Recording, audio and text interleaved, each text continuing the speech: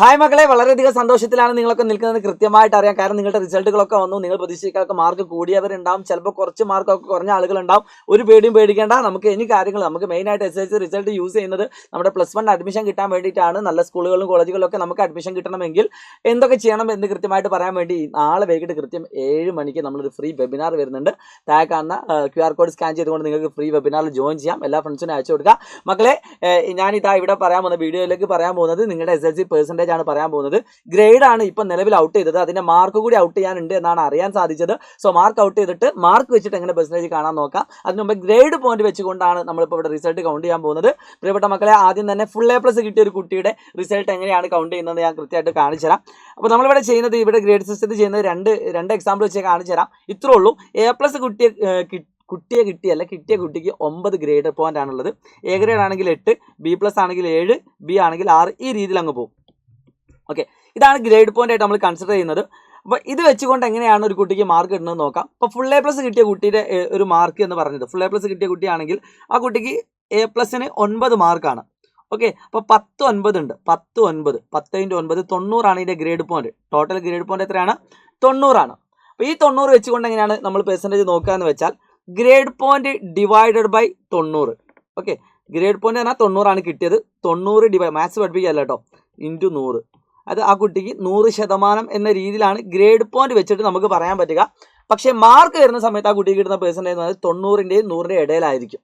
Okay, mark വന്നാലേ നമുക്ക് കൃത്യമായിട്ട് പറയാൻ പറ്റുള്ളൂ. എന്നാൽ ഇതുപോലെ A+, ഫുൾ A+ ഇല്ലാതെ മറ്റു സബ്ജക്റ്റുകൾക്ക് A+ കുറച്ച് മാറിപ്പോയ കുട്ടികൾക്ക് എങ്ങനെയാണ് ഗ്രേഡ് പോയിന്റ് എന്ന് നോക്കാം. അപ്പോൾ ഈ ഒരു കുട്ടിയുടെ റിസൾട്ട് വെച്ച് നോക്കുന്ന സമയത്ത് എത്ര A+ ഉണ്ട് നോക്കാം. മക്കളെ, ഈ വീഡിയോ നിർബന്ധമായിട്ട് നിങ്ങളുടെ ഫ്രണ്ട്സിനൊക്കെ അയച്ചു കൊടുക്കുക. കാരണം ഇത് എല്ലാവർക്കും ഉപകാരപ്പെടും കേട്ടോ. പിന്നെ നിങ്ങളെ +1 കാര്യങ്ങളൊക്കെ അറിയാൻ വേണ്ടിയിട്ട് മാക്സിമം നിങ്ങൾ ചാനൽ സബ്സ്ക്രൈബ് ചെയ്ത് വെക്കുക. 2 5 6 7 A+ ആണ്. 7 A+. ഓക്കെ, നിങ്ങൾക്ക് എന്താണോ ഗ്രേഡ് കിട്ടിയത് അതിങ്ങനെ എഴുതി വെക്കുക. 7 A+ ഉണ്ട്, ഒരു A ഉണ്ട്, ഒരു B+ ഉണ്ട്, ഒരു A അല്ല 2 A ഉണ്ട് അല്ലേ, 2 A ഉണ്ട്,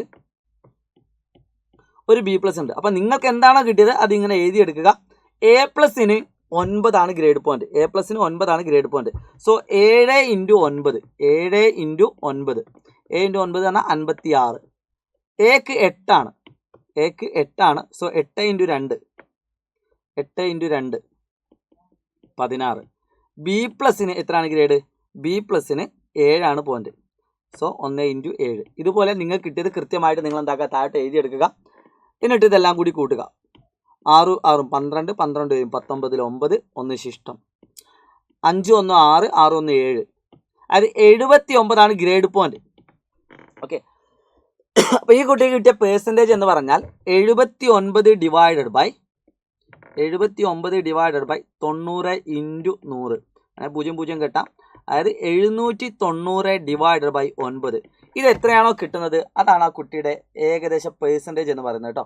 790 ഡിവൈഡഡ് ബൈ 9, അതായത് 87.77% അല്ലെങ്കിൽ 88% എന്ന് പറയാം.